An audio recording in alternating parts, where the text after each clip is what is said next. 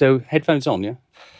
Is there a left and a right? Where do you find left and right? Almost always the cord is on the right-hand side. Is it? Oh, Right, there we go. right, I can hear. Ooh, this is clever, isn't I it? can't hear tremendously well. I don't know We're whether... supposed to hear you through the headphones. Yes. Yeah, I can. Yes, here. Yeah, I've just turned my volume up. Got it. We're in. And a sound engineer to boot. A cheerful one too. There you go. All right, so I think we may as well get ready to roll.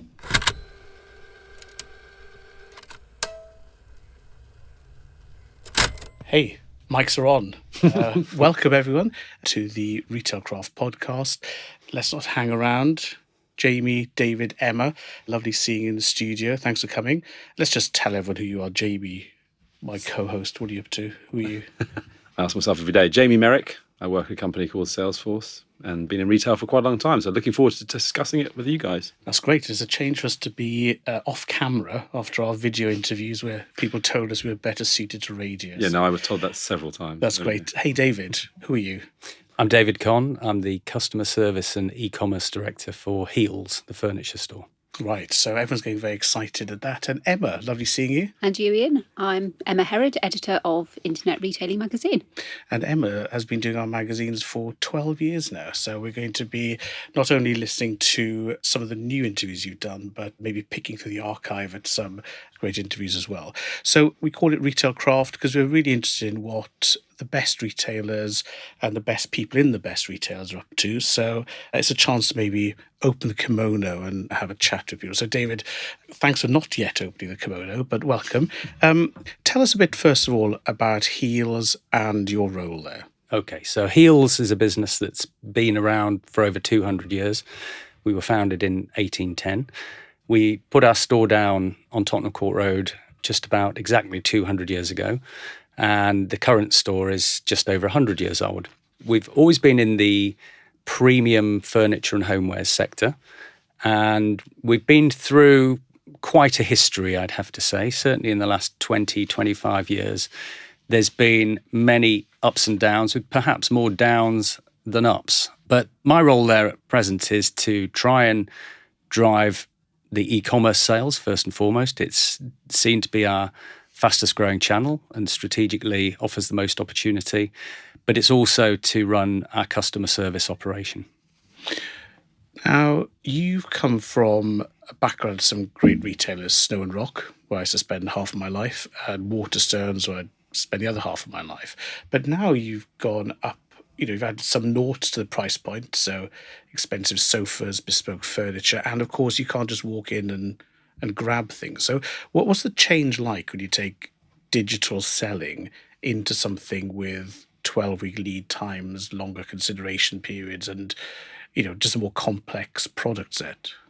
Well, I could give the pat answer, which is that all forms of retail are pretty much the same in that you've got to be very clear about what your proposition is, and then you've got to deliver it with excellence to the customer. If I were to pick out some of the differences, I'd say that the principal difference is that the purchase cycle is materially longer for our main revenue drivers, which is furniture. We do plenty of homewares, but that's a smaller part of our business. And with the purchase cycle being longer, it renders some of the traditional marketing channels, for example, PPC, it's a little more complex to judge exactly how you run them. You can't rely on last click ROI, for example, which would be the mainstay of a company like Waterstones. And instead, you've got to look at that longer purchase journey and really try and work out how you're going to bring customers into it and how you're going to take them through the funnel and get them to transact. And so what does that actually look like practically? I mean, it sounds great, but what are the differences then when you're talking about the funnel? Well, I'd say if we were to take PPC as an example, as I say, typically a company is judging its PPC spend on the last click ROI. But if we're trying to sell sofas, where often the purchase is going to end up in the shop, or we're trying to sell £3,000 dining tables, realistically, the person who arrives at our site from a paid click is very unlikely to purchase in that visit. So we have to look at our paid search campaign in a different way than I would be used to. For example, the sofa campaign, we accept that it's going to deliver a lower ROI than perhaps the tableware campaign. The second thing is we put a lot of focus on trying to capture purchase intent, because once we've got somebody to the site, the chances are they're not going to transact on that visit. And so we have to really try and understand where they are in their journey. If they come back, we have to try and understand where they've been previously. We have to try and persuade them to come back. So we have to look at our marketing channels and the user experience in a slightly different way to a retailer where typically you arrive at the site, you decide what you want, you purchase it, and then you go away. So I'd say those are the two principal things. Can I just say about expectations of customer? I mean, everyone talks a lot about how they're changed. Is it changed much for the business, for the sort of product that you sell? Are people still as patient, and do they go through that consideration process in the same way? Does it take the same amount of time? My personal view, and this is not something that we've researched in any detail, is that buying anything of high value is a more difficult thing to do now than it's ever been, because there's so much information available and there's so many competing offers around. So in the old days, you were presented with a product, you thought, this is nice. You didn't know there were 25 other competing retailers and 100 other products that do something similar. So you just purchased and you were quite happy with it. But that purchase anxiety now is so much greater than it was 10, 15 years ago, that you have to cater for that. And one of the things for a business like us, where you are selling product that's several £1,000s in value, is you've got to try and provide the purchase reassurance throughout the journey that says to the customer, yes, this is the right thing for me. Yes, it's going to be of the requisite quality. Yes, it's going to deliver the happiness that I want to get out of having this beautiful piece of furniture. So I think, if anything, buying things, selecting things has become more difficult, and the task of the retailer in guiding the customer through that and in reassuring them has become more important. How are you getting ahead of that, though? I think about last year when I dropped you a note afterwards. I had been in the store and had the best service from your store team. Things like, can we get the sofa inside? Is there a specialist deliverer? What are the glues used? How can you maintain it or clean it, etc.? So the number of questions you have for something like a sofa tends to be more than the questions you have to buy a book or a new, Gore-Tex coat or something. How are you bringing that information that is in your store colleagues' expert heads onto the web or even mobile to help customers understand and, if you like, preempt the questions and help them buy? Well, this, I think, is where one of the more interesting innovations that we've put in place plays an important role. And that's we're using a piece of technology which connects the online customer with staff in store. So we use an app that is distributed to staff that they have on their phones, and it's connected to our live chat on the website. So if you click through to this and you say, well, I'm interested in a sofa, we will try and put you in touch with somebody who's actually on the shop floor and knows about sofas. Using the app, obviously they can text as though they're on WhatsApp. They can answer all the questions that the customer wants. You can take a photograph. You can even take a video. So what we're trying to do is we're trying to bring that expertise, that knowledge, that passion for the product. We're trying to bring that into the online experience and utilize, what in truth is a somewhat underutilized resource in our stores, that people aren't queuing, to make their transactions. It's a very personal, intimate experience, but staff can be twiddling their thumbs from time to time. So we're giving them something to do with their thumbs instead of twiddling them. And how has that been received? Was that, an imposition from corporate overlords or a welcome release of talent and expertise? I mean, how does that go from great idea and technology to rolling out on the shop floor and behind the scenes? There's two things that have provided a great incentive for the store teams.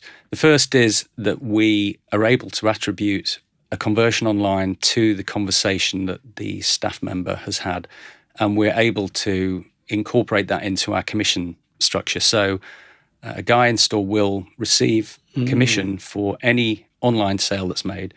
The second thing is that one of the outcomes of the live chats is that the customer may still be undecided. So what we see quite often is, look, why don't you give me your phone number and I'll give you a call? And what we've seen in the Kingston store, which is the one which has really picked this up with the greatest appetite, is they have made a large number of transactions that go through their store number because they've instructed or they've asked the customer to make a phone call, and then they've taken it as a telesale. So two really good incentives. Kingston have really grasped the opportunity. They're a smaller store than Tottenham Court Road, but because they've really got into this, they've been able to drive far more of these referred sales than Tottenham Court Road have. So it sounds like there's a kind of a bit of a symbiotic relationship between the two, digital and in-store. You mentioned that digital is doing well, as it were. So is it kind of the other way around, as it were? That's pushing more activity online as well as the benefits you're getting in store from rewarding the people according to what they do? We're a relatively small business, and I think some of the cultural issues that you will have in larger organisations where there's something of a barrier between the stores and online. Of course, there's a bit of resentment if a customer walks into a store and says, oh, you know what, thanks for all your advice, I'll place my order online. Of course there is, because the stores are incentivised on their performance.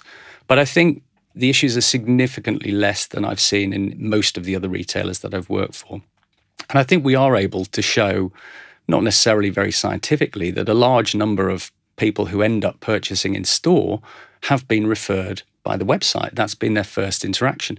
The digital marketing, we see our pay-per-click activity and our digital prospecting. We see that as equally bringing people awareness of the brand, bringing them into shop, as we do bringing them to website and making transactions online. It's not idyllic, but I'd say there is a strong sense of cooperation. There's a strong sense that this is one business. That's a real joy. Now, you have the brand, it's got a very strong connection with the physical stores. The stores themselves are beautiful bits of architecture. They're flagships. They're iconic, especially on Tottenham Court Road, I know well. But yet all around us, we hear doom, gloom, challenges to the high street, which we're familiar with. Are you in a high street's doing well mood? High street's challenges, high street's doomed? Where do you sit on the sort of spectrum of positivity about the high street and what needs to be done to give it a longer life? I think undoubtedly high streets are challenged. And again, I'd challenge any retailer that you talk to say that the trend is relentlessly positive. There is less traffic on the high street. There's less traffic this year than there was last year, and last year there was less traffic than there was the previous year, and so on. So there is a great challenge in getting people to visit the high street. They're simply doing it on fewer occasions. So I'm not doom and gloom. I think there is still a strong role for the store. And I think a multi-channel retailer, particularly in our sector, is materially stronger than online only. And what you have seen in our sector is you've seen the likes of loaf.com, mate.com, sofa.com, all opening high street presences so that they can get customers to see the product, to try it in real life, because you can't, in all honesty, rely on your returns policy.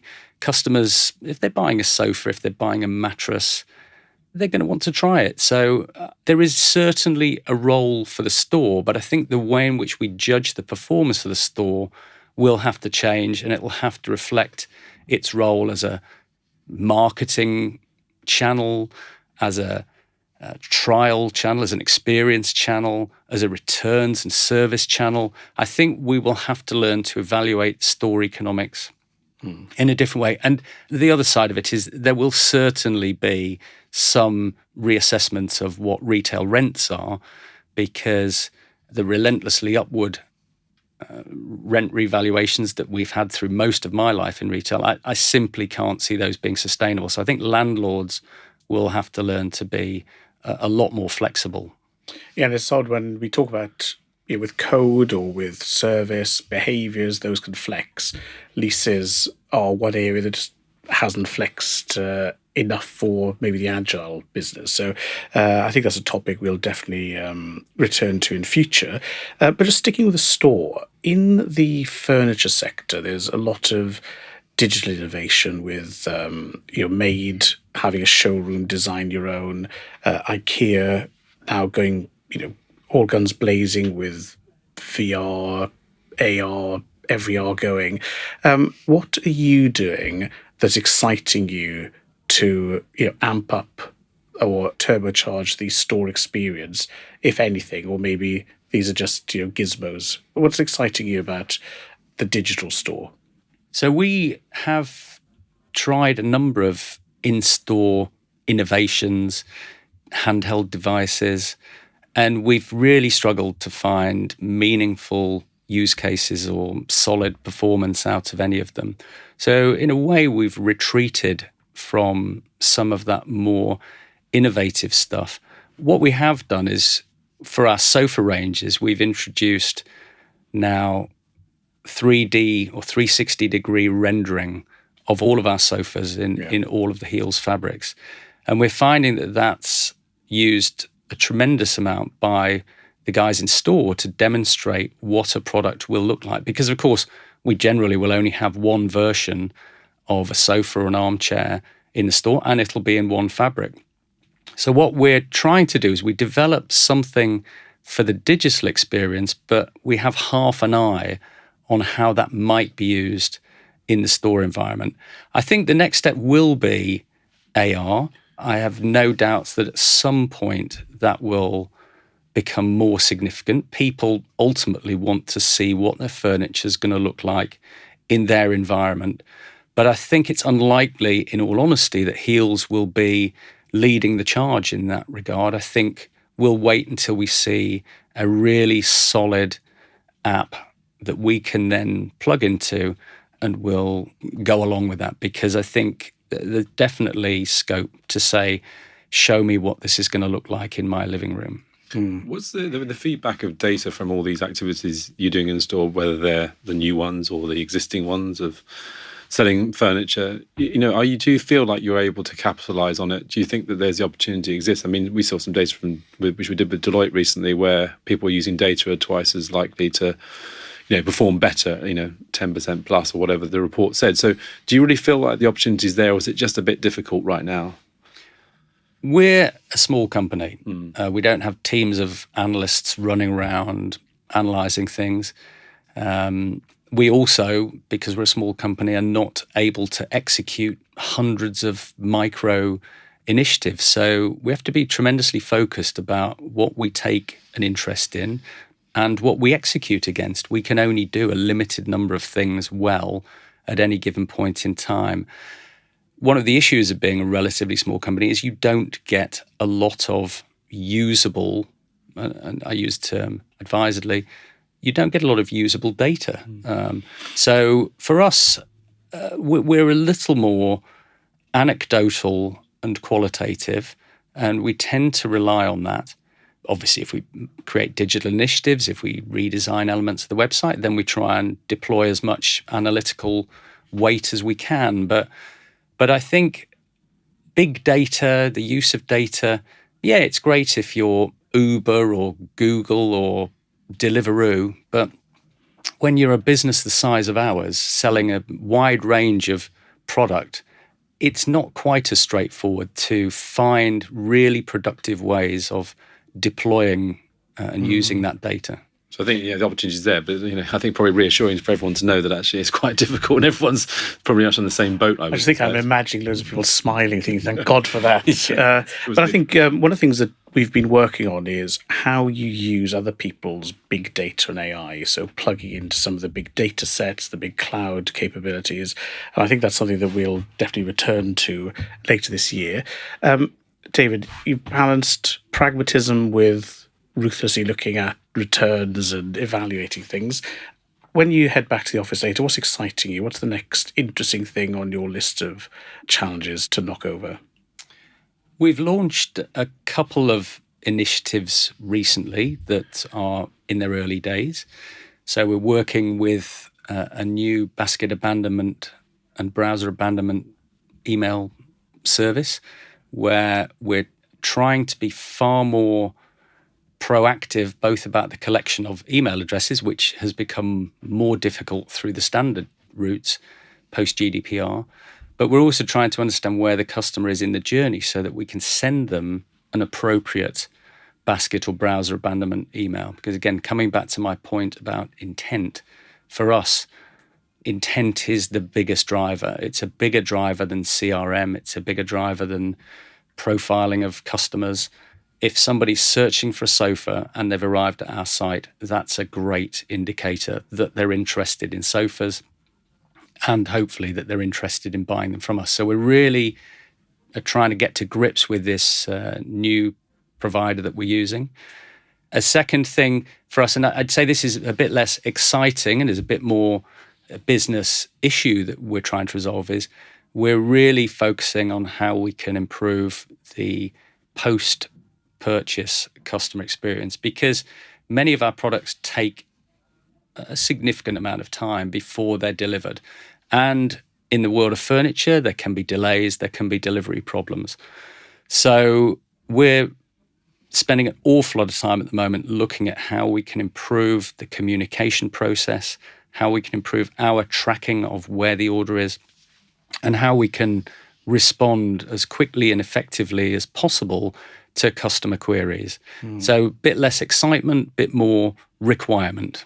Excellent. Well, look, and I think blending those two sides of e-com and customer service, building customer value, fantastic. Now, don't go away, even though we are now turning to Emma. Welcome back, Emma. So, Emma, you've been doing our magazine for absolutely forever. A few years. And, it's a thematic magazine focusing on long-form interviews and analysis. And one of the things I wanted to catch up on with you is, moving from a smaller business now to some of the giants, the supermarket sector. So you have been doing lots of interviewing of supermarket people recently. So Chris Conway from the Co-op was on the cover last month. Maybe let's just catch up and just hear what your thoughts were on your conversation with him. Yeah, the interview with Chris Conway was interesting because the Co-op has the, advantage of being a cooperative in the same way that John Lewis is, but they're not online in the grocery sector. So I went to speak to Chris about how they are using digital technology in the store environment to improve things for those customers that want a faster checkout experience. So they're using Scan and Go on. You scan the product on your own mobile phone using their app. You then check out, paying with your mobile.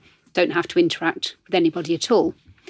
But they're a convenience retailer. So lots of people are just dashing in, picking up sandwich, bag of crisps, drink or whatever, dashing out again. Or there are the community-based or the community shops where people want to go in and have a chat with the person at the checkout. So they're having to balance what each of those different customer groups want to interact, how they want to interact, what they want to buy, where there are gaps on shelves, if need be, using images from CCTV that can highlight what isn't there or what might be in the wrong place, using facial recognition to recognise the delivery drivers coming in so the door can be opened, let them in. That facial recognition could also be used to check that the customer is the right age for buying age-restricted products at self-checkout. Interesting. So a lot of cutting-edge technology that is conspicuous by not looking like technology in your face. So very much, some of the advances that we were seeing at NRF last year with the focus on the digital store when, Jamie, you and I were walking around and everyone was talking about store, but deeply digital with AI for face recognition, very strong workflow and processes, and then data behind it for shelf completion, etc., etc. I mean, is this something that you're seeing sneaking into stores as well? These big technologies, but done in a very light way. That's a good point, actually. When you think about I don't actually see a lot of it in practice. As I say, maybe that it's just there and I haven't realised it. And that's your point about the sort of subtlety of some of it.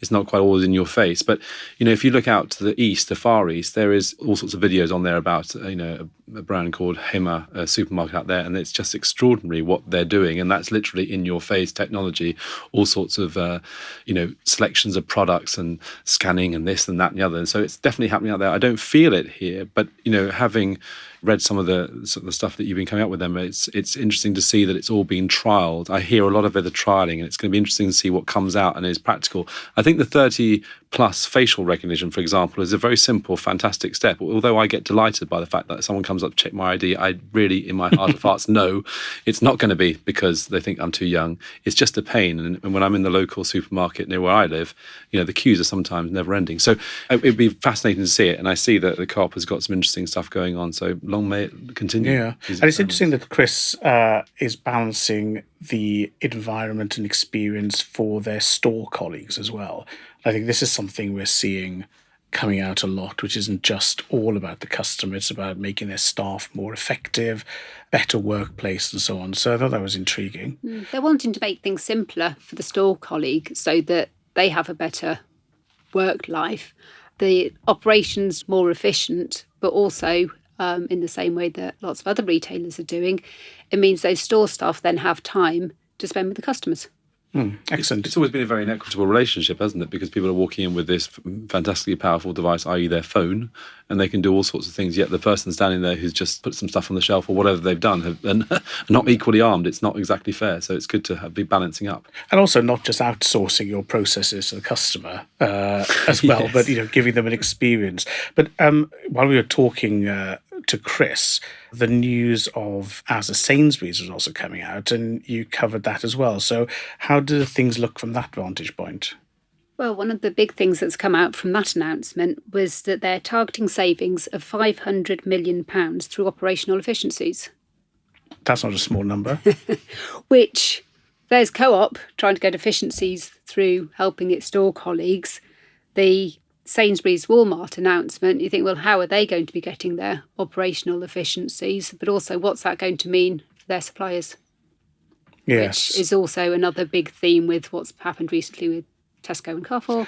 Exactly. et So cetera. we have Co-op looking at sort of invisible capability, if you like. I'm sure they wouldn't say that, so apologies for that phrase. Hamer, Jamie, as you mentioned, which is very much delighting in the technology.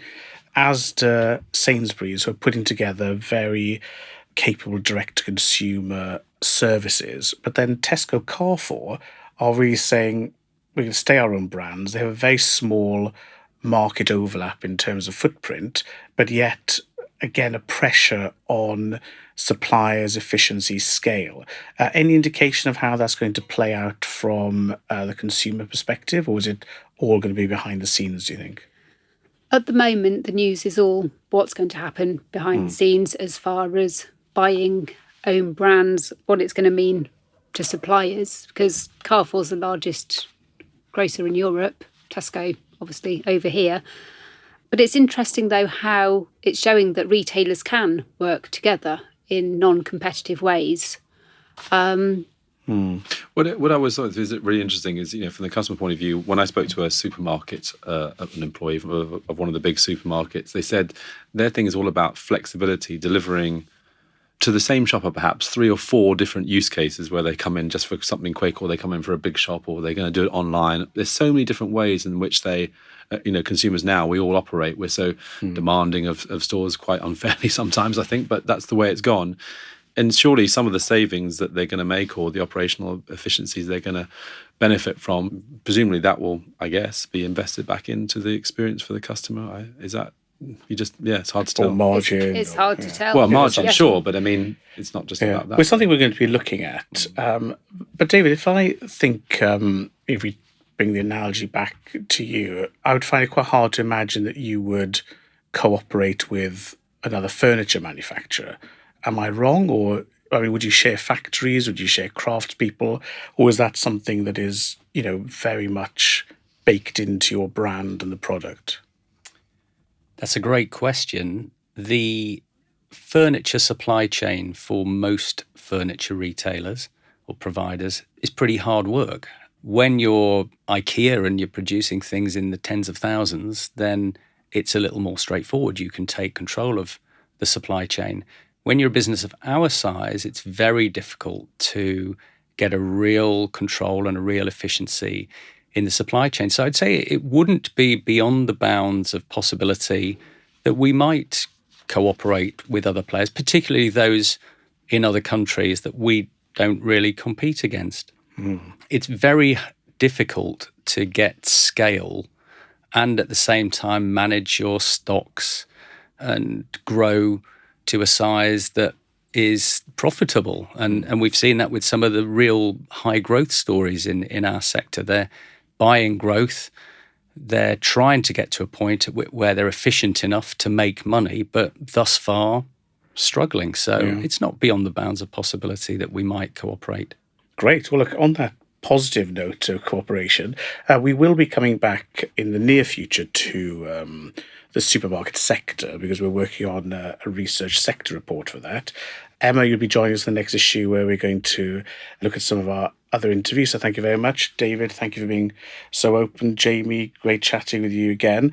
So we'll leave it here for this episode, but we'll also put in the programme notes links to the Deloitte report that Jamie mentioned, as well as the magazine articles and a transcript. So thanks for listening. I think I should now tell you to subscribe using whatever RSS or podcast reader is your favoured one. But we look forward to being in your ears again soon. Thank you.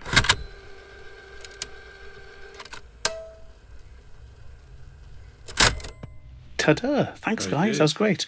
So what did we miss out that we should have asked that was a super cunning question? Did I let anyone off too lightly? Well, I always like to, ask when we got people like you here, David, to, the sort of busting some of the myths or reinforcing some of the myths, about the omni this or, those kind of things. Where do we sit? The people who are actually at the coalface today, how are you feeling about it? Is it a lot of, hype or is it actually true? Maybe. Well, I'm probably in a sense, the worst person to ask because I am the most skeptical person in the industry. And it's a tremendous struggle for me to keep an open mind about all sorts of new stuff because my first reaction to almost everything is, what is the point of that? Yeah. So for me, there's always a theme of the month, isn't there? Yes, it was big data, now it's AI and chatbots, it's personalization. And I think for most retailers, they don't stop and think, what is this really for? What's the purpose that it is serving that will benefit my proposition? They see a nice, shiny piece of tech and they think, that's nice.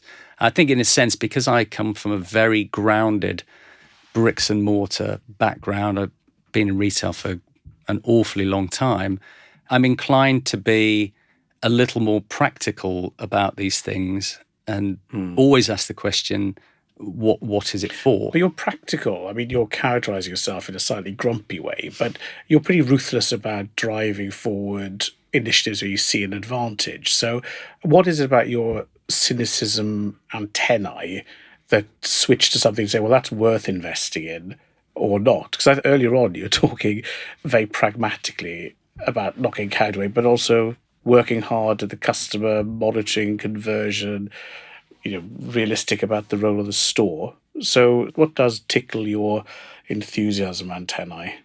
I often ask myself the question as to why did I get interested in this thing? Because we have, despite being a small business, despite having tremendously small budgets, we have invested in, I'd say, 5 or 6 things which are quite innovative over the course of the last 12 months. Generally, I'm looking for something where there is a clearly deliverable result, either in increased efficiency, better user experience, or better customer service. And I think there's an element of subjectivity in that. There's an element of how persuasive the salespeople are, but there are an awful lot of Me Too products out there.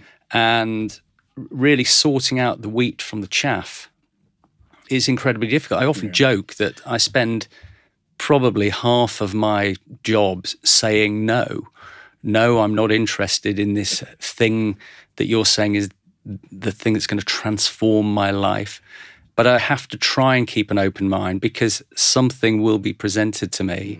Look at it and think, okay, yeah, I need to take a second look at this, a third look at this, and see whether it genuinely delivers some benefit either to, say, efficiency, customer experience, or customer service. Interesting. Well, look, one thing we need to take a second look at is the excellent coffee here. So should we go and grab some coffees and maybe a bit of a lunch as well, so you never know. Coffee and lunch. There you are. Look at that. Thanks so much, guys. Thank you.